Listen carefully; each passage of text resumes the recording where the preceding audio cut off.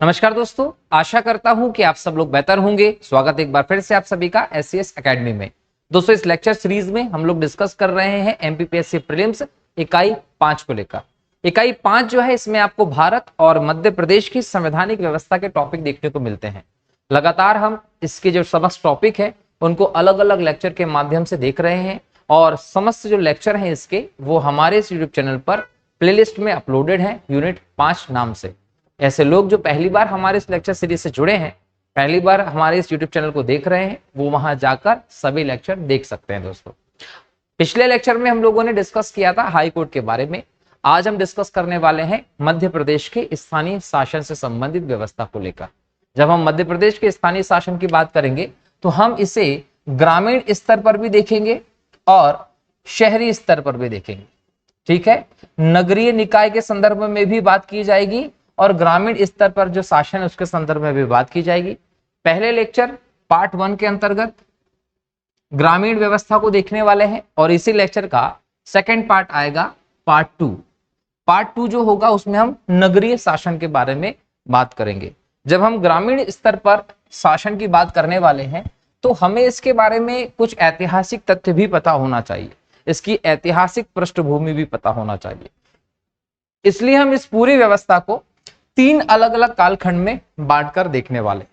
सबसे पहले हम बात करें अगर भारत के प्राचीन कालीन व्यवस्था की, तो प्राचीन काल से ही हमारे यहाँ जो ग्रामीण स्वायत्तता है, स्थानीय शासन है, वो दिखाई पड़ता है। अगर हम मौर्य काल की बात करते हैं तो वहां हमें इससे संबंधित इकाई देखने को मिलती है। ग्राम जो होती थी वो सबसे छोटी इकाई के तौर पर स्वायत्त तौर पर काम करते थे। उनके पास व्यवस्थित तरीके से स्वतंत्र अधिकार अलग अलग क्षेत्र में हुआ करते थे। प्राचीन काल में लगातार ये व्यवस्थाएं चलती रहीं, लेकिन हम इसमें बड़ा परिवर्तन अगर देखें तो चोल काल में दिखाई पड़ता है। चोल साम्राज्य जो था, यहाँ पर स्थानीय शासन की जो व्यवस्था थी वो दूसरे समस्त शासनों के लिए एक एग्जाम्पल था। दूसरे समस्त शासन जो थे, आज तक की जो व्यवस्था है वो इससे सीख ले सकती है। यहां पर जो स्थानीय शासन की व्यवस्था की गई थी, इसलिए स्थानीय शासन की दृष्टि से इस काल को स्वर्ण काल कहा जाता है, याद रखिएगा। तो एग्जाम में सबसे पहले क्वेश्चन तो यही पूछता है कि स्थानीय शासन की दृष्टि से स्वर्ण काल आप किसे मानते हैं? चोल काल को एक आइडियल शासन मानते हैं इस संदर्भ में। इसके बाद हम बात करें तो हमें मध्यकालीन व्यवस्था में भी ऐसा सिस्टम देखने को मिलता है। यदि जब हम सल्तनत काल की बात करते हैं तो दिल्ली सल्तनत का जो काल रहा, यहां पर हमें ग्रामीण स्तर की एक व्यवस्था देखने को मिली। यहां प्रमुख के तौर पर हमें मुकद्दम, चौधरी और पटवारी जैसे जो पद होते हैं, ये पद हमें यहां देखने को मिले थे। कब? सल्तनत काल में। तो ये पूरी व्यवस्थाएं हमें मध्यकालीन इतिहास के प्रारंभिक समय में देखने को मिली। यदि हम मुगल काल की बात करें तो उस समय पर भी, अकबर के समय खासकर, जो स्थानीय शासन व्यवस्था रही उस पर काम किया गया था, ध्यान दिया गया था। लेकिन इस पर जो बड़े बदलाव हमें देखने को मिले, ठोस कदम देखने को मिले, वो आधुनिक काल में देखने को मिले। आधुनिक काल में एक लंबा समय भारत ने अंग्रेजों के अधीन बिता दिया था। उसके बाद हम देखें लगभग 1880 के आसपास, 1880 के आसपास जब हम देखते हैं तो यहाँ पर रिपन जो है वो वायसराय हैं और रिपन है, इनके वायसराय के कार्यकाल में एक प्रस्ताव 1880 में लाया गया था। इसमें स्थानीय शासन को लेकर बात की गई थी, खासकर ग्राम पंचायत स्तर पर। तो यहाँ पर स्थानीय शासन की जो बात की गई, इनको स्वायत्तता देने की बात की गई थी। इनको स्वायत्तता देने की बात की गई थी। तो ऐसे में हम यह कहते हैं कि ये एक प्रकार से मैग्ना कार्टा रहा है स्थानीय शासन के संदर्भ में, जिसका श्रेय रिपिन को जाता है। और अंत में हम देखें 1882 में इसको लेकर एक एक्ट भी हमें देखने को मिलता है हमारे देश में। 1882 से इसको लेकर व्यवस्था की गई। इसलिए हम कहते हैं कि भारत में स्थानीय शासन का जो जनक है वो लॉर्ड रिपिन को माना गया है। ये व्यवस्था लगातार हमारे यहाँ आजादी के पहले चलती रही।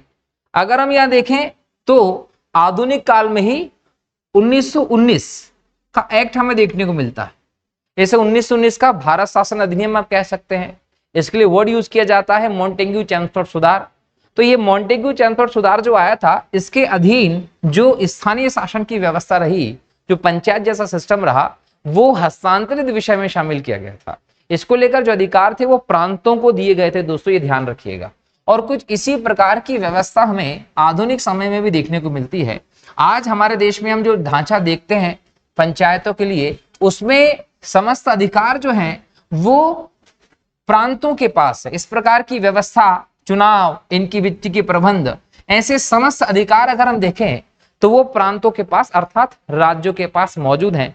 तो ये तो प्रारंभिक समय में हमारे यहाँ व्यवस्था देखने को मिली, लेकिन जब हम आजादी के बाद के कदमों की बात करते हैं तो आजादी के बाद हमारे लिए, हमारे देश में पंचायतों की व्यवस्था क्या रही उसको समझना जरूरी है।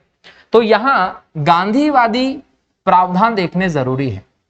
आजादी के बाद हम देखें हमारे पास एक शानदार, विश्व का सबसे बड़ा एक व्यवस्थित संविधान देखने को मिला।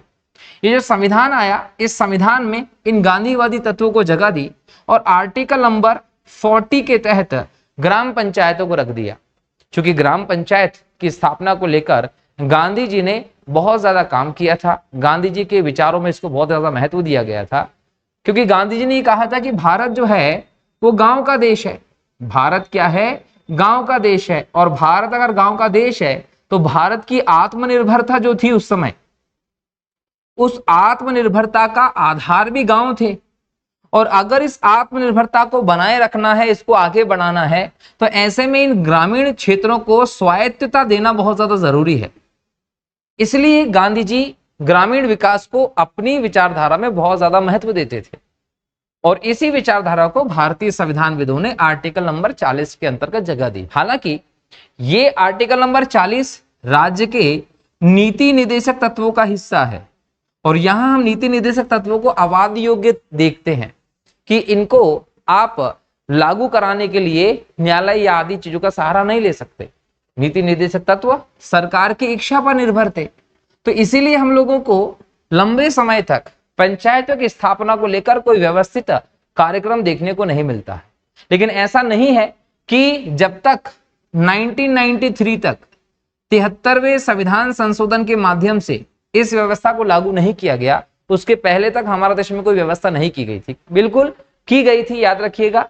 जैसे आजादी के बाद संविधान में आर्टिकल 40 में इन व्यवस्था को स्थान दिया गया, उसी के साथ साथ नेहरू जी की सरकार रही है, भारत के प्रधानमंत्री थे नेहरू जी। इन्होंने ग्रामीण व्यवस्था को देखते हुए सामुदायिक विकास कार्यक्रम का प्रारंभ किया 2 अक्टूबर 1952 को। एग्जाम में सबसे पहले क्वेश्चन तो यही आता है कि भारत में सामुदायिक विकास कार्यक्रम का प्रारंभ कब किया गया था? तो 2 अक्टूबर गांधी जयंती के अवसर पर 1952 में इसका प्रारंभ किया गया। ग्रामीण व्यवस्था में शासन को लेकर भारत में कोई किसी भी प्रकार का पहला कदम अगर उठाया था आजादी के बाद तो वो यही दिखाई पड़ता है। अब सामुदायिक विकास कार्यक्रम जो रहा, इसकी सफलता क्या रही, इसके प्रावधानों की, इसकी क्या बोल सकते उपलब्धि क्या है, इसकी समीक्षा करना बहुत ज्यादा जरूरी था। तो ऐसे में 1957 में तत्कालिक नेहरू सरकार ने बलवंत राय जी की अध्यक्षता में एक समिति का गठन किया। इसे बलवंत राय मेहता समिति कहा गया। इस समिति को काम दिया गया था कि आपको सामुदायिक विकास कार्यक्रम जो है इसकी वो देखना है कि क्या उपलब्धि रही, इसकी समीक्षा करना है। जब बलवंत राय मेहता समिति ने इस सामुदायिक विकास कार्यक्रम व्यवस्था की समीक्षा की तो उसने अपनी एक रिपोर्ट दी। कब दी रिपोर्ट? तो इस समिति की रिपोर्ट आती है लगभग 1959 के आसपास। और 1959 के आसपास जब इस समिति की रिपोर्ट आई, उस रिपोर्ट को किसको सौंपा? वो रिपोर्ट सौंपी थी केंद्र सरकार को। उस समय प्रधानमंत्री कौन थे? जवाहरलाल नेहरू। तो उन्हें ये रिपोर्ट सौंपी गई। इस रिपोर्ट के आधार पर कहीं ना कहीं भारत में पंचायतों को स्थापित करने के स्टेप लिए गए थे। इस रिपोर्ट में क्या अनुशंसा की थी? बलवंत राय मेहता समिति ने कहा था त्रिस्तरीय पंचायती की व्यवस्था हो, वो भी जनसंख्या के आधार पर। तो एग्जाम में क्वेश्चन पूछेगा कि भारत में त्रिस्तरीय पंचायतों की व्यवस्था किस समिति की सिफारिश पर की गई है? तो पहली बार बलवंत राय मेहता समिति, जिसका गठन 1957 में किया था, इसने सामुदायिक विकास कार्यक्रम की समीक्षा की और 1959 में केंद्र सरकार को अपनी रिपोर्ट दी। उस रिपोर्ट में इसने त्रिस्तरीय पंचायतों की कहीं ना कहीं सिफारिश की और इस सिफारिश में इसने कहा कि ग्राम स्तर पर सबसे छोटी पंचायत होती है, जनपद स्तर पर होना चाहिए और जिला स्तर पर पंचायत होना चाहिए। तो जिला स्तर की जो पंचायत होगी वो पंचायत व्यवस्था में सबसे उच्च स्तर होगा। वैसे ही मध्य स्तर पर जनपद स्तर की पंचायत होगी, वैसे ही ग्राम स्तर पर ग्राम पंचायत जैसी व्यवस्था होगी। ये 3 स्तर बता दिए उन्होंने भारत में पंचायती व्यवस्था को लेकर, स्थानीय शासन ग्रामीण क्षेत्र में कैसे लागू किया जाएगा इसको लेकर। लेकिन ये ऐसा नहीं रहा कि पहली बार ही रहा हो। इसके बाद भी इस संदर्भ में और सिफारिशें की गई थी, परंतु जैसे ही बलवंतराय मेहता समिति ने यह सिफारिश दी, इस सिफारिश को लागू करने के लिए ही 2 अक्टूबर 1959 को गांधी जयंती के अवसर पर नेहरू जी ने राजस्थान के नागौर में पहली बार त्रिस्तरीय पंचायत व्यवस्था को इंप्लीमेंट करने की बात की। अब ये जो था ना, ये आर्टिकल 40 का प्रभाव था। इस समय तक जो संवैधानिक व्यवस्था में हम देखें, आर्टिकल 40 के अलावा कोई और आधार पंचायत के लिए नहीं दिखाई पड़ता। यहां हम ये कह सकते हैं कि संवैधानिक दर्जा जो है वो प्राप्त नहीं था अलग से पंचायतों को, लेकिन उसके बावजूद 2 अक्टूबर 1959 को इस प्रकार का प्रयास किया गया। तो एग्जाम में क्वेश्चन पूछेगा कि भारत में पहली बार पंचायती व्यवस्था को कहां लागू किया गया, तो राजस्थान के नागौर में त्रिस्तरीय पंचायत थी ये, जो 2 अक्टूबर 1959 को शुरू की गई। इसी के साथ साथ 11 अक्टूबर 1959 को आंध्र प्रदेश के महमूब नगर में भी ये व्यवस्था की गई थी। तो क्वेश्चन एग्जाम में आप लोगों से पूछता है कि राजस्थान के साथ कौन सा ऐसा राज्य था भारत का जिसने अपने यहां पर पंचायतों की व्यवस्था लेकर आया था, तो वो आंध्र प्रदेश था।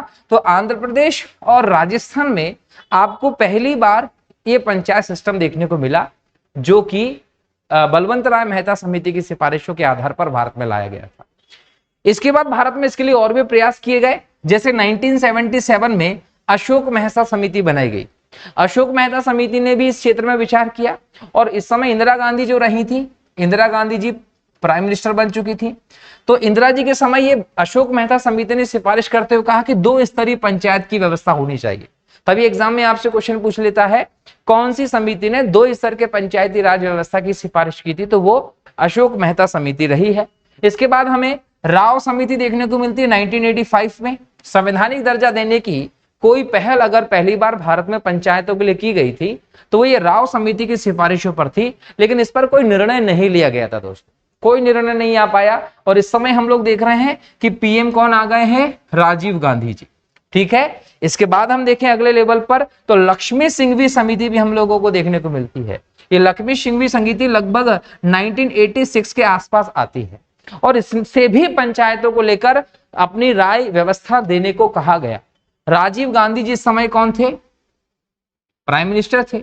अब इनके समय भी ये दोहराया गया कि पंचायतों को संवैधानिक दर्जा दिया जाना चाहिए, और पंचायतों को संवैधानिक दर्जा देने की बात जो लक्ष्मी सिंघवी समिति ने सुझाई, इसमें कुछ ऐसी व्यवस्थाएं दिखाई पड़ी कि भाई यहां पर प्रयास किया जाने लगा इसको संवैधानिक दर्जा देने का। और इसी समिति के आलोक में हमें 73वां और 74वां संविधान संशोधन देखने को मिलता है। यह 73वां संविधान संशोधन अधिनियम 1992 में लाया गया था, जिसको 1993 में पास करके लागू कर दिया था। ठीक है, ये व्यवस्था है। और इस समय नरसिम्हा राव जो रहे, ये भारत में प्राइम मिनिस्टर थे। अब आप इस चीज को एक और कोड करिए करंट अफेयर से। अगर हम 2024 में देखें तो नरसिम्हा राव जी को भारत रत्न पुरस्कार दिया गया। अब जब नरसिम्हा राव जी को भारत रत्न पुरस्कार देने की घोषणा की गई थी ना, तो ये माना गया कि ये राजनीतिक व्यवस्था से प्रेरित है। क्योंकि बीजेपी का दक्षिण में कोई आधार नहीं है, तो शायद बीजेपी ये चाहती है कि नरसिम्हा राव दक्षिण से आते थे, तो वहां के किसी व्यक्ति को भारत रत्न पुरस्कार दे देने से वहां उनका एक आधार बनने लगेगा, उन्हें वोट की दृष्टि से, सीट की दृष्टि से फायदा हो जाएगा। खैर ये सेकेंडरी है, लेकिन नरसिम्हा राव को भारत रत्न अगर दिया गया तो इसके पीछे बहुत बड़े कारण रहे हैं। मैं हमेशा कहता हूं 2 इंपॉर्टेंट कारण, एक तो एलपीजी रिफॉर्म, लिबरलाइजेशन, प्राइवेटाइजेशन और ग्लोबलाइजेशन, उदारीकरण, निजीकरण, वैश्वीकरण। ये बहुत बड़ा रिफॉर्म रहा उस समय। अब कुछ लोग ये कहते हैं कि इस समय तो मनमोहन सिंह वित्त मंत्री थे, इन्होंने इसका प्रारूप वगैरह सेट किया था। देखिए, कोई खिलाड़ी भले ही शतक मार दे, ट्रॉफी उसी कप्तान को दी जाती है जो कैप्टनशिप कर रहा होता। तो कैप्टनशिप करने वाले कौन थे, नरसिम्हा राव। ठीक है, तो नरसिम्हा राव जो रहे, इनके समय एलपीजी रिफॉर्म आए। दूसरा ये रहा कि पंचायतों के लिए जो व्यवस्था आई थी 1992 में, अधिनियम जो लेकर आए थे, ये संशोधन लेकर आए थे, ये भी नरसिम्हा राव जी के समय आया था। और ये दोनों भारत में बहुत क्रांतिकारी और बदलाव लाने वाले कदम रहे हैं। इसलिए हम लोग देखते हैं कि नरसिम्हा राव जो रहे वो कई मायनों में भारत रत्न के लिए हकदार भी रहे, जिसकी वजह से उन्हें दिया गया। खैर 73वां संशोधन आया ये 73वां संशोधन कब लाए थे? तो 1992 में लाए थे। एग्जाम में क्वेश्चन आएगा, कंफ्यूज नहीं होना है। जनरली हम क्वेश्चन आता है तो ये सोच लेते हैं कि 1993 लगा दे। समझ लीजिएगा कि ये जो संशोधन है ये 1992 में लाया गया था। लागू करने की अवधि जो है वो 1993 होती है। तो 1992 में लाए थे अधिनियम को, आप 1992 नाम देते हैं। और 24 अप्रैल 1993 को राष्ट्रपति की मंजूरी के बाद ये लागू हो गया है पूरे देश में। कब? 24 अप्रैल को। याद रखिए कब? 24 अप्रैल को। तो भारत में जो पंचायती राज दिवस होता है, भारत में पंचायती राज जो दिवस होता है वो कब मनाया जाता है? 24 अप्रैल को राष्ट्रीय स्तर पर राष्ट्रीय पंचायत राज दिवस है। और आज जब हम ये लेक्चर रिकॉर्ड कर रहे हैं, जब हम ये लेक्चर कर रहे हैं, तो भी दोस्तों आज 24 अप्रैल ही है। आप सभी को राष्ट्रीय पंचायती राज दिवस की शुभकामनाएं। यही वो दिन था जब हमारे पूरे देश में राष्ट्रीय स्तर पर पंचायती राज को लागू किया गया था। अब इस संशोधन के पास होने के बाद क्या क्या प्रावधान हुए? तो इसके माध्यम से भाग 9 का संविधान में जोड़ा गया। कौन सा भाग जोड़ा गया? 9 का जोड़ा गया। इसके अलावा भारतीय संविधान में 11वीं अनुसूची जोड़ी गई। 11वीं अनुसूची जोड़कर इसमें 29 विषय पंचायतों के लिए आरक्षित किए गए। आर्टिकल 243 में 243 से लेकर 43 ओ तक पंचायतों से संबंधित समस्त प्रावधान किए गए थे। तो ये व्यवस्था दिखाई पड़ती है 73वें संशोधन के बाद। भारत के संविधान में 73वें संशोधन का क्या प्रभाव दिखाई पड़ता है? तो आपको ये ध्यान देना है कि यहां पर हमें इस संशोधन के बाद प्रभाव दिखाई पड़ता है। एक नया भाग जोड़ा गया, एक नई अनुसूची जोड़ी गई, कुछ आर्टिकल्स यहां पर हमें दिखाई पड़ रहे हैं। ये 73वां संशोधन था जो आपको ध्यान होना चाहिए। अब हम भारत के स्तर पर पंचायतों को किस प्रकार से संवैधानिक दर्जा दिया गया वो हम समझ चुके हैं कि पंचायतों को संवैधानिक दर्जा देने के लिए 73rd कॉन्स्टिट्यूशनल अमेंडमेंट हमें दिखाई पड़ा और उसके बाद पंचायतों की व्यवस्था की गई। जब हम मध्य प्रदेश की बात करते हैं तो मध्य प्रदेश में पंचायतों की स्थापना के लिए क्या प्रयास किए गए? तो यहां समझने के लिए हम मध्य प्रदेश में पंचायतों की व्यवस्था को लेकर 2 अलग अलग पार्ट में इसको डिवाइड करके पढ़ते हैं। एक तो हम कहते हैं कि संवैधानिक दर्जा मिला, उसके पहले मध्य प्रदेश ने क्या प्रयास किए? मतलब 1947 में देश को आजादी मिली। आजादी के बाद हम देख रहे हैं कि मध्य प्रदेश जो है वो अलग अलग पार्ट में डिवाइड है और 1 नवंबर 1956 को मध्य प्रदेश का गठन हुआ। तो मध्य प्रदेश के गठन के बाद से लेकर 1993 जब 73वां संशोधन लागू हुआ, इस बीच में, इस अवधि में मध्य प्रदेश में क्या प्रयास किए गए थे? और उसके बाद हम देखेंगे कि ये 1993 में जो 73rd संशोधन लागू हुआ, इसके बाद मध्य प्रदेश में क्या हुआ है। तो दोनों को हम अलग अलग करके पढ़ते हैं। पहले हम बात कर लेते हैं कि संवैधानिक दर्जा मिलने से पहले मध्य प्रदेश में पंचायतों को लेकर क्या कदम उठाए गए थे। तो देखिए, इसमें आपको सबसे पहले 1962 में प्रयास देखने को मिलेगा। 1956 में गठन हुआ, गठन के बाद इसमें लगातार काम किया जा रहा था। काशी प्रसाद पांडे जी की अध्यक्षता में पांडे समिति बनती है 1962 में मध्य प्रदेश में। यह अनुशंसा करती है मध्य प्रदेश में त्रिस्तरीय पंचायती राज की। इसके बाद 1962 में ही मध्य प्रदेश पंचायती राज अधिनियम लाया जाता है और इसको लागू कर देते हैं। इसको लागू करने के बाद 1965 में पंचायत स्तर पर चुनाव होते हैं। पहले ग्राम स्तर पर, कहां? ग्राम पंचायत स्तर पर चुनाव संपन्न किए गए 1965 में। अब एग्जाम में पूछेगा कि प्रथम बार मध्य प्रदेश में ग्राम पंचायत स्तर पर चुनाव कब हुए थे? 1965 में। हालांकि इस समय संवैधानिक दर्जा नहीं मिला था, तो संवैधानिक दर्जा मिलने के पहले हम लोग बात कर रहे हैं व्यवस्था की। उसके बाद 1971 में जनपद पंचायत के चुनाव करवाए गए थे। 1981 में एक अध्यादेश लेकर आए पंचायत व्यवस्था के लिए और इसी अध्यादेश को बाद में मंजूरी देकर 1981 में पंचायत राज अधिनियम के तौर पर स्वीकृति दे दी गई। और 1981 से ही मध्य प्रदेश में आप त्रिस्तरीय पंचायत राज व्यवस्था स्थापित करने की चीजों को देखते हैं। ये 1981 तक था। इसके बाद इसके प्रावधान के अनुसार मध्य प्रदेश में पंचायतों का काम चलता रहा। कहीं पर लागू किया गया, कहीं पर लागू नहीं किया गया। अब यहां पर क्या था कि संवैधानिक दर्जे की कमी थी। मतलब आप इसको बाध्यकारी तौर पर नहीं देख रहे थे, संवैधानिक दर्जा नहीं मिला था। ऐसे में कई जगह पर इसके कोई काम नहीं किए गए थे, कोई एक्शन नहीं लिया जा रहा था खास तौर पर, तो ये ढुलमुल व्यवस्था चलती चली गई। लेकिन इसके बाद हम देखें तो संवैधानिक दर्जा मिल गया है।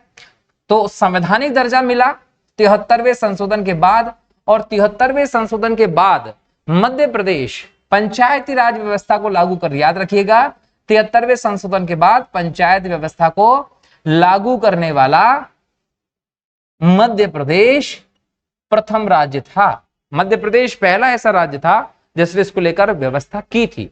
मध्य प्रदेश ने क्या किया? मध्य प्रदेश ने 29 दिसंबर 1993 को पंचायती राज अधिनियम विधानसभा से पास किया। देखिए ये एक तिथि बहुत इंपॉर्टेंट है, एग्जाम में यहां से क्वेश्चन पूछता है। कब अधिनियम बनाया? तो 29 दिसंबर 1993 को। राज्यपाल की स्वीकृति की कब मिली? 24 जनवरी 1994 को। 20 अगस्त 1994 को लागू हुआ है। अब यहां से कोई भी क्वेश्चन पूछे तो ध्यान रख लीजिएगा किस आधार पर आपको देखना है। ये जो अधिनियम लेकर आए थे इसको बोला गया था मध्य प्रदेश पंचायती राज अधिनियम। इसका पूरा नाम याद रखिएगा, इसका पूरा नाम क्या है, क्योंकि आगे इसका नाम बदलेगा। क्या नाम है? पंचायती राज अधिनियम, मध्य प्रदेश पंचायती राज अधिनियम। अब ये अधिनियम तो बन गया 1994 में राज्यपाल की स्वीकृति के बाद 24 जनवरी को, लेकिन 20 अगस्त 1994 को इसको लागू किया गया। उसके बाद समय अनुसार इसमें क्या किए गए? बदलाव किए गए। इसमें पहला बदलाव किया गया था 27 सितंबर 1994 को। अगस्त में इसको लागू किया और सितंबर में पहला संशोधन भी कर दिया। क्या बोला कि ग्राम सभा की मासिक बैठक के अंतर्गत जो अनुशंसाएं होंगी वो बाध्यकारी होंगी। मतलब आपको ग्राम सभा को लाइटली नहीं लेना है। ग्राम सभा की जो बैठक होगी उसमें जो भी अनुशंसा होगी उसको बाध्यकारी रूप से आप लागू करेंगे। ये बहुत अच्छा कदम था। मतलब हम ये पहली बार देख रहे हैं कि ग्राम सभा को मजबूत करने का प्रयास किया गया। ठीक है, अब ग्राम सभा क्या होती है आप लोगों के मन में क्वेश्चन आ रहा होगा और आना भी चाहिए, लेकिन हम इसको आगे समझेंगे व्यवस्था में क्या है ग्राम सभा। भी केवल ये समझिए कि ग्राम सभा को मजबूत किया गया। और दूसरा संशोधन होता है दिसंबर 1994 में, उसी साल, और इसके तहत जनपद जिला पंचायतों को उनकी स्थायी समितियों की संख्या एवं विषय में परिवर्तन करने का अधिकार दे दिया था। अगर जनपद पंचायत चाहे, जिला पंचायत चाहे, उनकी समितियों में, उनके विषयों में वो परिवर्तन कर सकते हैं। ये कानूनन अधिकार जो है वो 73वें संशोधन के अंतर्गत इस अधिनियम में बदलाव करके किया गया। 2 संशोधन हो गए। तीसरा संशोधन किया गया 19 दिसंबर 1995 को। 1 साल के भीतर तीसरा संशोधन आ रहा है। इसमें बोला गया कि ग्राम सभा की बैठक अनिवार्य होगी। क्या हुआ? आप अधिनियम लेकर आ गए, सारे सिस्टम आप लोगों ने लगा दिया, लेकिन ग्राम सभा की बैठक अनिवार्य नहीं हो रही थी। तो यहां पर ग्राम सभा की बैठक को अनिवार्य कर दिया गया। कितनी बार, कैसे अनिवार्य होगी, सब चीजें आगे पढ़ने वाले हैं इसकी संरचना में। यहां पर केवल ये कि बैठक को अनिवार्य कर दिया गया। चौथा संशोधन आता है 28 दिसंबर 1996 को। इसमें बोला गया कि पंचायत संबंधी चुनाव में आरक्षण तर्कसंगत है। यह पहली बार था कि मध्य प्रदेश पंचायती व्यवस्था में 33% आरक्षण महिलाओं को दे रहा है। तो महिलाओं को आरक्षण देने वाला मध्य प्रदेश देश में पहला राज्य था पंचायती व्यवस्था में। कितना? 33% आरक्षण दिया था। 5वां संशोधन आता है 26 जनवरी 2001 को। ये 26 जनवरी 2001 को ये संशोधन आया। इसमें एक बहुत बड़ा बदलाव था कि मध्य प्रदेश पंचायती राज अधिनियम 1993 आप इसको कहते थे, इसका नाम बदलकर मध्य प्रदेश पंचायत राज कर दिया गया। पंचायती को हटाकर पंचायत राज कर दिया गया। ये नाम में बदलाव किया गया। ग्राम सभा को और अधिक सुदृढ़ और प्रभावशाली बनाने का काम किया गया। और इसके लिए यहां ग्राम स्वराज योजना लागू की गई। तो ग्राम स्वराज योजना भी यहीं पर आती है। और इसी संशोधन के माध्यम से त्रिस्तरीय पंचायत राज व्यवस्था को आप मध्य प्रदेश में देखते हैं, जिसमें जिला स्तर पर सबसे बड़ी, जनपद स्तर पर मध्यवर्ती और ग्राम स्तर पर निम्न पंचायत की व्यवस्था हम लोग देख रहे हैं। ठीक है, तो ये हमारे मध्य प्रदेश में पंचायती राज अधिनियम में समय समय पर हुए संशोधन रहे, जिनको हम लोग यहां पर देख लिए हैं। अब इन संशोधनों के साथ संवैधानिक व्यवस्था को देखते हुए हमारे देश में और हमारे मध्य प्रदेश में पंचायती राज व्यवस्था को लागू किया गया। अब हम क्या करते हैं कि भारत के संविधान में 73वें संशोधन के बाद क्या अनुच्छेद की व्यवस्था देखने को मिलती है उसको देख लेते हैं, और उसके आधार पर फिर हम इसकी व्यवस्था को आगे पढ़ने वाले एक एक इकाई के तौर पर, क्योंकि हमको पढ़ना ये इन तीनों स्तरों को है। ये तीनों स्तर आ गए मतलब आपका ये सिस्टम कंप्लीट हो गया, बराबर। तो संविधान में अनुच्छेद 243 जो है वो परिभाषा बताता है। कई शब्द दिए गए हैं, उन शब्दों की परिभाषा यहां पर हम लोगों को बताई गई है। अनुच्छेद 243A ये ग्राम सभा की बात करता है। 243B पंचायतों के गठन की बात करता है। 243C पंचायतों की संरचना की बात करता है। 243D पंचायतों में आरक्षण की बात करता है। ABCD ग्राम सभा, पंचायत गठन, संरचना और आरक्षण, ठीक है। ई जो है ये अवधि की बात करता है कि ग्राम पंचायतों की अवधि क्या होगी। F सदस्यों की निर्भरताओं के बारे में बात करता है। G कहता है शक्ति, प्राधिकारी उत्तरदायित्व जो पंचायतों को दिए जाएंगे। H कहता है कर लगाने और उनकी निधि के संदर्भ में क्या व्यवस्था होगी पंचायतों के लिए। I कहता है वित्त आयोग, ये बहुत IMP है, यहां से क्वेश्चन आता है कि राज्य वित्त आयोग की व्यवस्था कहां की गई है, आर्टिकल 243I। इसके बाद 243J कहता है लेखाओं की संपरीक्षा, पंचायतों के बजट के अनुसार जो धन उनको दिया गया है उन्होंने कहां कहां कैसे कैसे खर्च किया है, इसका जो रिकॉर्ड है वो यहां पर देखा जाता है जे में। इसके बाद के कहता है पंचायतों का चुनाव, ये भी बहुत IMP है, यहां से भी क्वेश्चन सीधे सीधे आपको एग्जाम में पूछा जाता है। एल कहता है संघ राज्य क्षेत्रों का लागू होना। एम कहता है कतिपय क्षेत्रों में लागू ना होना, कुछ क्षेत्रों में इस भाग के उपबंध लागू नहीं होंगे, ये व्यवस्था की गई है। एन कहता है विद्यमान विधि और पंचायतों का बना रहना, कुछ विधियों की बात कही गई है, कोई भी विधि बना दीजिए, वो विधि इनको कभी भी जीरो घोषित नहीं कर सकती है। ओ कहता है निर्वाचन संबंधी मामलों में न्यायालय का हस्तक्षेप वर्जित होगा।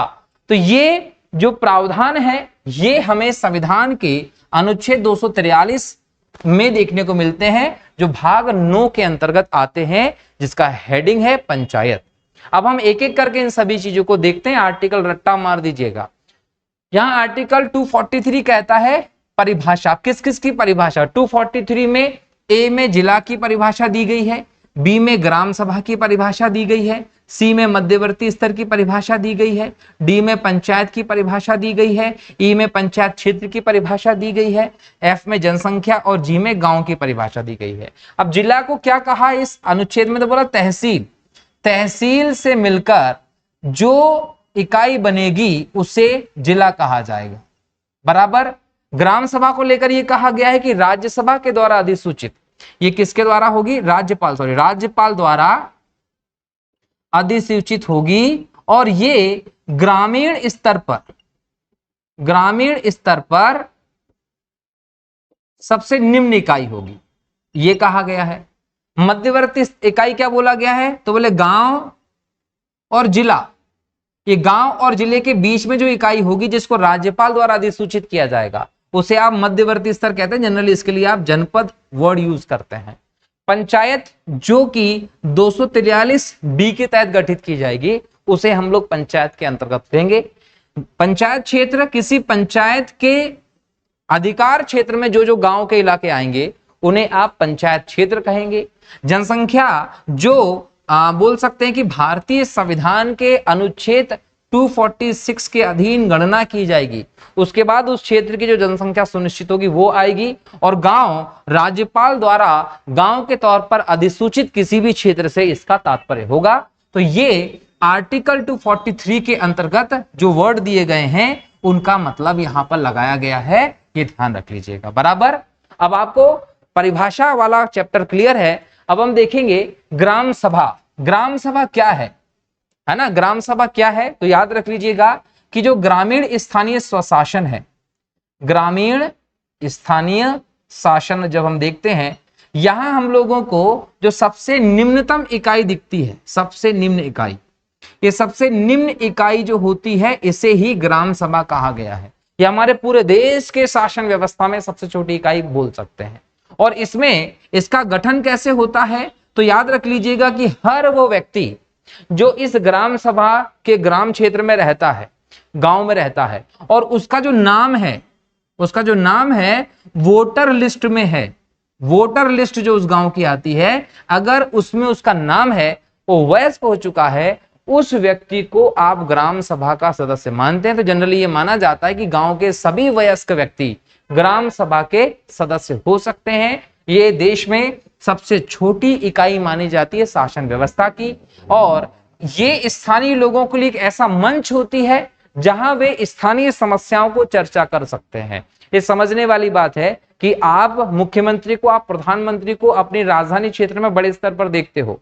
अब हमारे देश में कई सारे गांव हैं, 6 लाख से ज्यादा गांव हैं। इन गांव में, प्रत्येक छोटे छोटे गांव में क्या हो रहा है, उनकी क्या समस्या है, उस समस्या के बारे में कैसे पता चलेगा? तो ये कह दिया गया है कि ग्राम सभा जो होगी उन समस्याओं पर चर्चा करके उन समस्याओं को पंचायत स्तर पर पहुंचाएगी और वहां से फिर उनके लिए काम होने लगेगा। इसका मतलब है कि सरकार की विकास और निर्वाचित प्रतिनिधियों के प्रशासनिक कार्यों का विश्लेषण करते हैं ग्राम सभा के लोग अपनी चर्चा के दौरान। इससे क्या होता है? इससे पारदर्शिता और जवाबदेहिता सुनिश्चित होती है, क्योंकि ग्राम सभा के लोग जो होते हैं वो वयस्क लोग हैं। ग्राम सभा के जो सदस्य हैं वो शासन व्यवस्था में बहुत इंपॉर्टेंट रोल अदा करते हैं। तो गांव के विकास के लिए, गांव की समस्याओं को उठाने के लिए, गांव की समस्या को निवारण करने के लिए, पारदर्शिता लाने के लिए और अधिकारियों की जवाबदेहिता सुनिश्चित करने के लिए ग्राम सभा हमारे देश में स्थानीय स्तर पर किया गया एक क्रांतिकारी परिवर्तन है, व्यवस्था है दोस्तों। ठीक है, अब ग्राम सभा की शक्तियां क्या होती है वो हम लोगों को पता होना चाहिए। पंचायती राज अधिनियम जो 1993 में लेकर आए थे, इसके माध्यम से ग्राम सभा को बोला गया है कि ग्राम सभा पंचायत के कार्यों पर निगरानी करती है। पंचायत ने आपके गांव में क्या क्या काम किया है, कौन से काम होना बाकी है, किस प्रकार से काम कर रहे हैं, कितना फंड आया, कितना खर्च किया, इस संदर्भ में चर्चा करना, निगरानी करने का काम ग्राम सभा करती है। पंचायतों से सवाल कर सकती है ग्राम सभा के लोक सदस्य कि ऐसा क्यों नहीं हुआ, होना था, नहीं होना था, क्या है इस संदर्भ में। गांव के लिए वार्षिक योजनाएं पारित करती है ग्राम सभा। ग्राम स्तर पर आपको किस किस चीज की जरूरत है, क्या आपके गांव में हो जाना चाहिए एक साल में, वो योजनाएं बनाने का काम ग्राम सभा करती है। 3 लाख से कम की परियोजनाओं का निर्णय ग्राम सभा पंचायतों पर निर्भर किए बिना कर सकती है। ये एक बहुत बड़ा अधिकार जो है ग्राम सभा को दिया गया है। ग्रामीण स्तर पर स्वच्छता आदि में योगदान करना ग्राम सभा का एक महत्वपूर्ण काम है दोस्तों। तो ये सभी ग्राम सभा के कार्य हमें दिखाई पड़ते हैं। ठीक है, इसके बाद हमें देखने को मिलता है ग्राम सभा की बैठकें। संविधान में जो 73वां संशोधन करके स्थानीय स्तर पर ग्रामीण व्यवस्था की गई है, इसमें मध्य प्रदेश ने जो पंचायती राज अधिनियम 1993 बनाया, उसमें संशोधन करके मध्य प्रदेश सरकार ने इस बात को बहुत कठोर तरीके से लागू करने की काम किया कि ग्राम सभा की बैठकें नियमित आयोजित की जानी चाहिए। न सिर्फ बैठकें आयोजित की जानी चाहिए, इसमें जो निर्णय किए गए हैं, जो अनुशंसाएं की जाती हैं, उनको भी बाध्यकारी रूप से लागू किया जाना चाहिए। अधिनियम में है हमारे, याद रखिएगा। तो यहाँ पर ग्राम सचिव का यह दायित्व है कि वो समय समय पर ग्राम सभा की बैठक बुलाए। जब ग्राम सभा की बैठक बुलाएंगे तो कितनी, तो वो वर्ष में कम से कम 4 बैठकें होना अनिवार्य है। ये क्वेश्चन एग्जाम में सीधे पूछेगा। क्लियर, आप पटवारी का एग्जाम दें, आप एमपीएसआई का एग्जाम दें, आप एमपी कांस्टेबल का एग्जाम दें, पीएससी प्री का एग्जाम दें, आपको यहां से क्वेश्चन पूछेगा दोस्तों।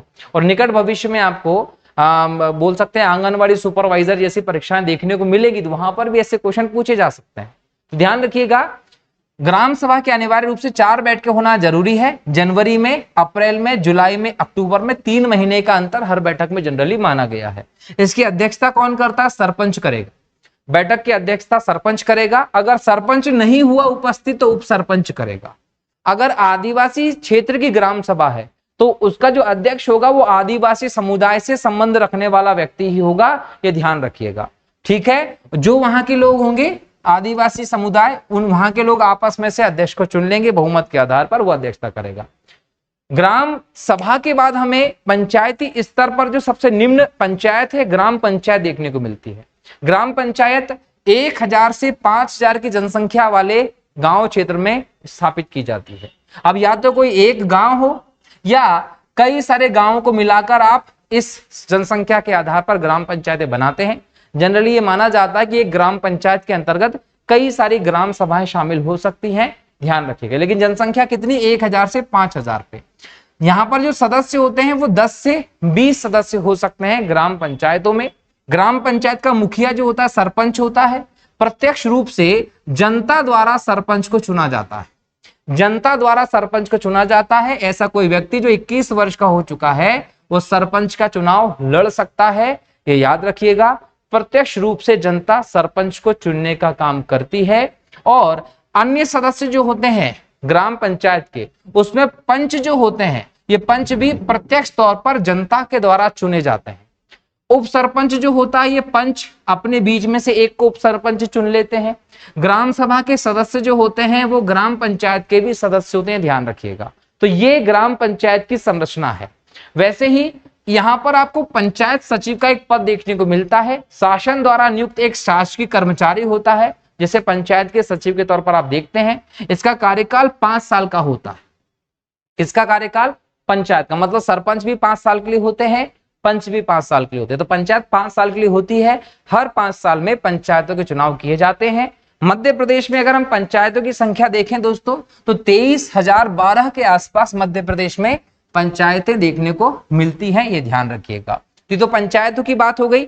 अब यहाँ पर पंचायतें जो हैं वो कई सारे कार्य करती है, जैसे गांव की सफाई हो, बगीचों का निर्माण हो, पीने के पानी के उपलब्ध हो, इलेक्ट्रिसिटी का काम हो, आंगनवाड़ी संचालन का काम हो, सड़क बनाने का काम हो, ग्रामीण विकास के कार्यक्रमों पर निगरानी रखने जैसे कई सारे इंपॉर्टेंट काम ग्राम पंचायतें करती हैं। ग्राम पंचायतों की समिति की हम बात करें तो इसके कार्यों को करने के लिए समिति की व्यवस्था की गई, जिसमें जिला पंचायत के जैसी ही समितियां होती हैं। तो अब जिला पंचायत को मैं बताऊंगा तो वहां पर जो समितियां देखेंगे वैसी ही समितियां आपको ग्राम पंचायत स्तर पर दिखेंगी। लेकिन यहाँ चल अचल संपत्ति पर कर लगाकर और भू राजस्व से प्राप्त आय जो होते हैं ये पंचायतों के आय के साधन है। लेकिन ओवरऑल अगर हम यहाँ देखें तो पंचायतों को आय के साधन पर्याप्त उपलब्ध नहीं है। पंचायतें जो हैं वो ग्रामीण स्तर की हो, जनपद स्तर की हो या जिला स्तर की हो, वो अपनी आय के लिए राज्यों सरकारों पर निर्भर है। इसी वजह से पंचायतें जो है वो स्वतंत्रता के साथ काम नहीं कर पाती, ये ध्यान रखना। क्लियर है कि नहीं है? अगला जो पंचायत का स्तर है वो है जनपद पंचायत। जनपद पंचायत जो होती है या तो ये ब्लॉक स्तर बोल लीजिए आप, या इसको आप बोल सकते हैं विकास खंड स्तर पर। ये ब्लॉक या विकास खंड स्तर पर स्थापित की जाती है और इनकी स्थापना 5000 से लेकर 20,000 की जनसंख्या पर होती है। तो एग्जाम में आपसे ये क्वेश्चन जरूर पूछता है कि जनपद पंचायतों की स्थापना कितनी जनसंख्या पर होती है, तो 5 से लेकर 20,000 जनसंख्या वाले जो क्षेत्र होंगे वहां जनपद पंचायत होंगी। यहाँ जो सदस्य होंगे उनकी संख्या 10 से 25 होती है। अगर 5, 6, 7 हजार के आसपास जनसंख्या है तो हो सकता है 10 सदस्य हो जाए। 20,000 तक अगर जनसंख्या है तो 25 सदस्य भी हो सकते हैं। अगर यहाँ पर चुनाव की बात करें तो यहाँ सदस्यों का चुनाव प्रत्यक्ष तौर पर होता है। और प्रत्यक्ष तौर पर चुनाव होने का मतलब है कि जनता द्वारा वोट डालना। यही अध्यक्ष और उपाध्यक्ष की हम बात कर लें कि जनपद पंचायत का अध्यक्ष हो, जनपद पंचायत का उपाध्यक्ष हो, इसका चुनाव अप्रत्यक्ष तौर पर होता है। कैसे होगा कि जनपद पंचायत के जो सदस्य, मान लीजिए 20 सदस्य जनपद पंचायत में चुने गए उसकी जनसंख्या के हिसाब से। अब ये 20 सदस्य क्या करेंगे, आपस में से एक को अध्यक्ष के तौर पर चुन लेंगे और एक व्यक्ति को उपाध्यक्ष के तौर पर ये चुन लेंगे। तो यहां हम कहते हैं कि जनपद पंचायत के अध्यक्ष और उपाध्यक्ष जो होते हैं वो अप्रत्यक्ष तौर पर सदस्य अपने बीच से ही चुन लेते हैं। इसके कुछ पदेन सदस्य भी होते हैं। पदेन सदस्य का मतलब समझ लीजिएगा, इसको इंग्लिश में एक्स ऑफिशियो मेंबर कहते हैं।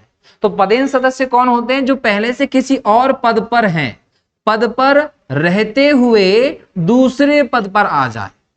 एक पद पर हैं और दूसरे पद पर भी हो, उसको हम बोलते हैं पदेन सदस्य। जैसे सरपंच जो है वो ग्राम पंचायत का मुखिया है, तो ग्राम पंचायत के मुखिया तो है ही है, लेकिन वो जनपद पंचायत का सदस्य भी होता है। विधायक राज्य की विधानसभा का सदस्य तो है ही है, उस पद पर रहते हुए ये जनपद पंचायत का सदस्य भी होता है। जिस विधायक के क्षेत्र अधिकार वाले इलाके में जो जनपद पंचायत आ जाएगी वहां का वो सदस्य अवश्य होता है। और जिस सांसद के संसद क्षेत्र में जनपद पंचायत है, जो जनपद पंचायत है, वो सांसद भी जनपद पंचायत का पदेन सदस्य होता है। क्लियर? तो ये पदेन सदस्य आप लोग याद कर लीजिएगा। यहां सचिव होता है जो खंड विकास अधिकारी लेवल का व्यक्ति है। सीईओ को मुख्य कार्यकारी अधिकारी बोलते हैं, जो पीएससी पास किया हुआ व्यक्ति होता है। कार्यकाल जो होता है वो 5 वर्ष होता है। जनपद पंचायत का कार्यकाल भी 5 वर्ष होता है। मध्य प्रदेश में जनपद की संख्या 313 है, मतलब यहां हमें जनपद पंचायतें इतने स्तरों पर देखने को मिलती हैं। ये एक मध्यवर्ती स्तर है पंचायती राज व्यवस्था में, ध्यान रखिएगा, क्योंकि सबसे नीचे ग्राम पंचायत होती है, सबसे ऊपर जिला पंचायत होती है और बीच में जनपद पंचायत जैसी व्यवस्था है। जनपद पंचायत कई समितियों के माध्यम से अपने कर्तव्यों का निर्वहन करती है। जिस प्रकार के कर्तव्य हमें ग्राम पंचायत के देखने को मिलते हैं, उसी प्रकार के काम जो होते हैं वो जनपद पंचायत के भी होते हैं। यहाँ पर समाज कल्याण के लिए अलग समिति है, आर्थिक और वित्त के लिए अलग समिति है, सार्वजनिक स्वास्थ्य के लिए अलग समिति है, यातायात व्यवस्था की अलग समिति है, सफाई की अलग समिति है, शिक्षा के लिए अलग समिति है, कृषि पशुपालन के लिए सहकारिता समिति है। तो जनपद पंचायत इन सभी समितियों के माध्यम से काम करती है और जनपद पंचायत का जो हेड होता है वो इन सभी समितियों पर नियंत्रण रखता है और हर एक समिति पर एक एक प्रमुख होता है। मतलब समितियां, उनके प्रमुख, अगर यहाँ 7 समिति हैं तो इनके 7 प्रमुख हो गए और ये 7 प्रमुख एक जनपद पंचायत के प्रमुख को रिपोर्ट करते हैं। इस प्रकार की व्यवस्था आपको जनपद पंचायतों के स्तर पर देखने को मिलती है। ठीक है, जनपद पंचायत को कई साधनों से आय होती है जिससे कि ये अपना काम करते हैं। यहाँ जिला परिषद से कुछ राजस्व का अंश प्राप्त होता है, शेष लगा देते हैं कर पर कर, ये आय का साधन है। कुछ अधिकर लगा देते हैं, मेले घाट जो होते हैं वहां से इनको आय मिलती है।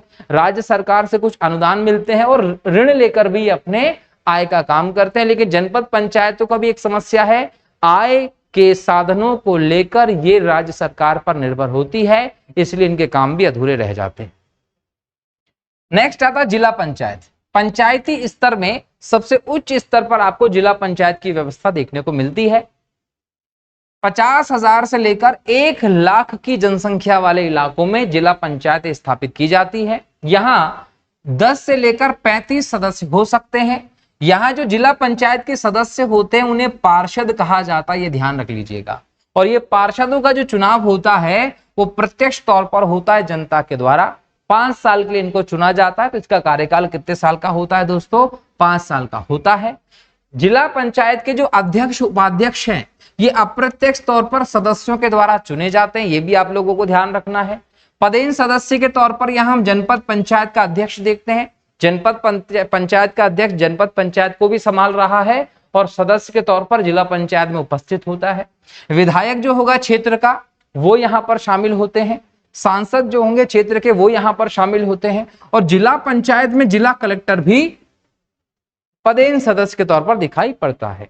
यहाँ सचिव जो होता है वो मुख्य विकास अधिकारी के रूप में हम लोगों को देखने को मिलता है। क्योंकि मध्य प्रदेश में अभी तक 52 जिले हैं तो 52 जिलों पर हमें अलग अलग 52 जिला पंचायतें देखने को मिलती है, ये भी आप लोगों को ध्यान रखना है। ये किसके बारे में तथ्य थे? ये तथ्य थे जिला पंचायतों को लेकर। ठीक है, चलिए इसके बाद हम देखें जिला पंचायतों की समिति। जल प्रबंधन के लिए अलग समिति है, नियोजन और वित्त के लिए अलग समिति है, उद्योगों के लिए अलग समिति है और स्वास्थ्य एवं कल्याण की अलग समिति है। सबके अपने अपने प्रमुख होते हैं और इन प्रमुख के माध्यम से जो जिला पंचायत का हेड है, अध्यक्ष होता है, उसको ये रिपोर्टिंग का काम करते हैं। ठीक है, तो ये जिला पंचायतों की समिति रही जिसके माध्यम से जिला पंचायतें अपने समस्त कार्यों को संपन्न करती हैं। इसी प्रकार से हम देखें तो जिला पंचायत के आय के साधन भी इंपॉर्टेंट हैं। यहाँ केंद्र सरकार से और राज्य सरकार से कुछ अनुदान मिलते हैं, उससे ये अपना काम करती है। अखिल भारतीय संस्थानों से इनको कुछ अनुदान मिलते हैं, उनसे ये काम करती है।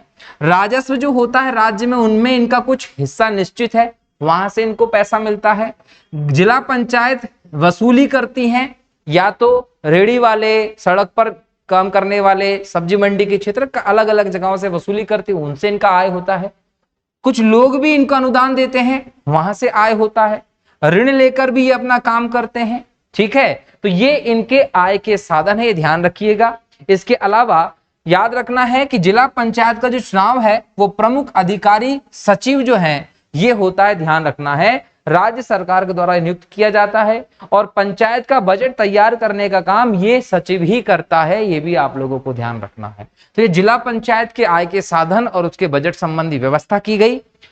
लेकिन अगर कोई ये पूछता है कि हमारे देश में पंचायतों की सबसे बड़ी समस्या क्या है, तो समस्या सिर्फ और सिर्फ हमें क्या दिखाई पड़ती है, वित्त का प्रबंध दिखाई पड़ता है। पंचायतों को हमारे देश में वित्त के और अधिकार देने की जरूरत है।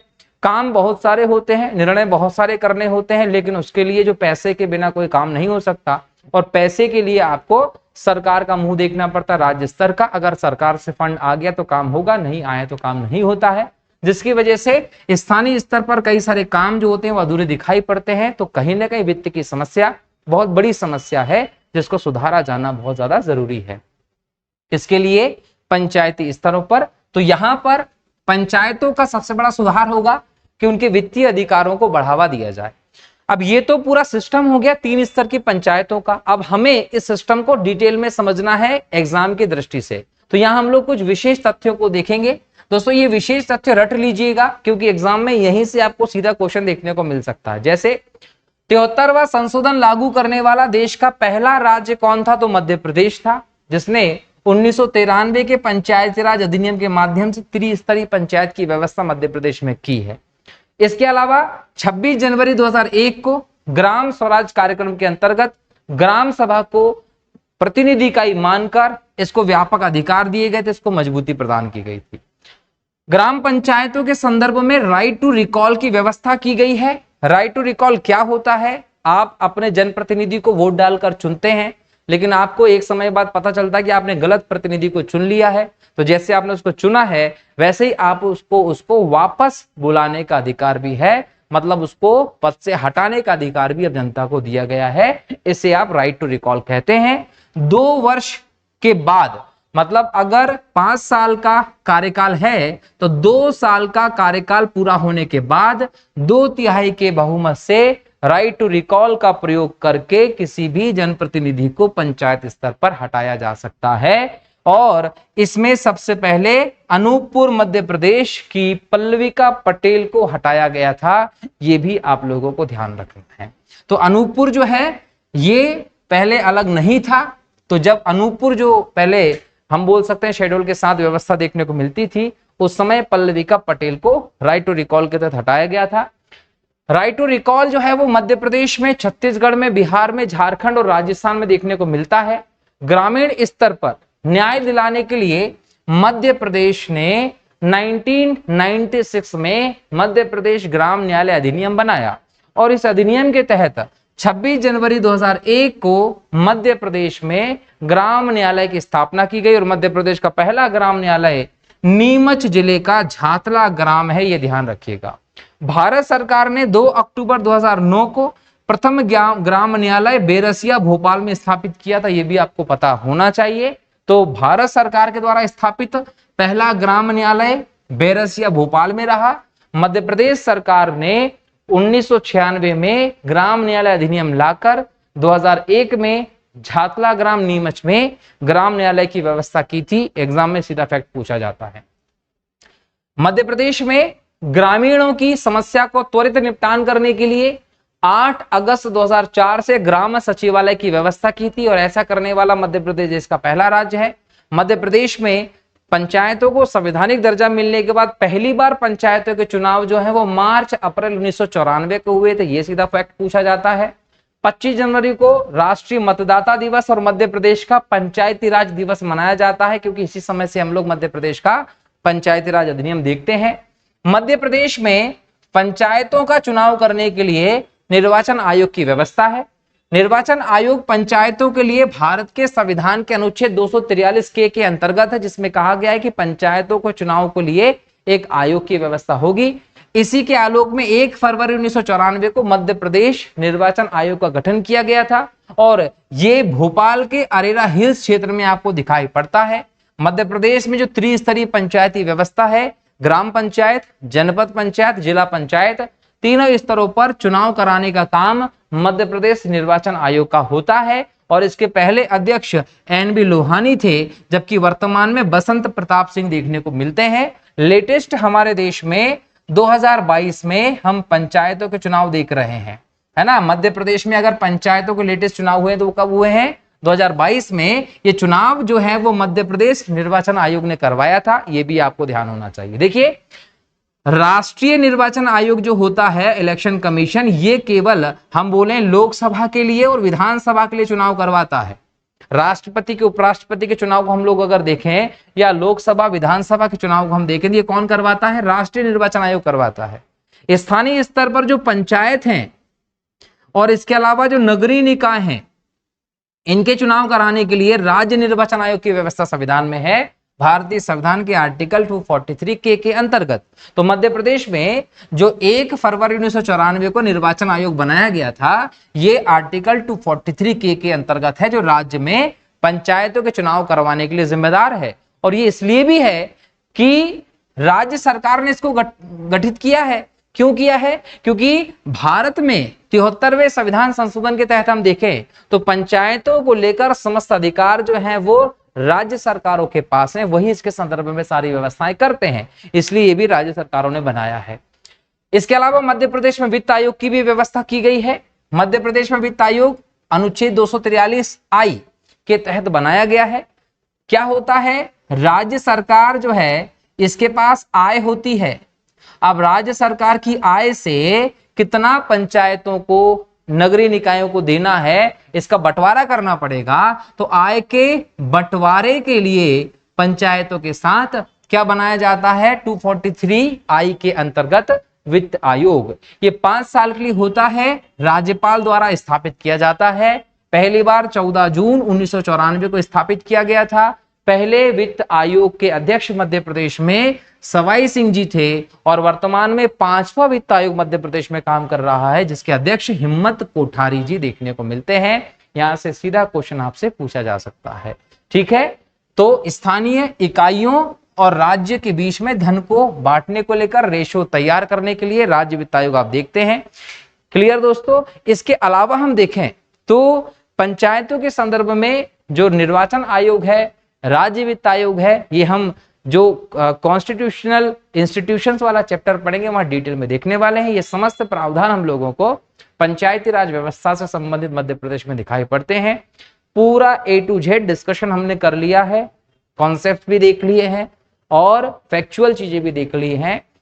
क्वेश्चन एग्जाम में आपको यहां से आ जाएगा, बस जरूरत इस बात की कि अच्छे से इसको नोट करिए और याद कर लीजिए। मिलता हूं अगले लेक्चर में नए टॉपिक के साथ, तब तक के लिए बहुत बहुत शुक्रिया दोस्तों। जय हिंद, जय भारत, वंदे मातरम, जय श्री राम।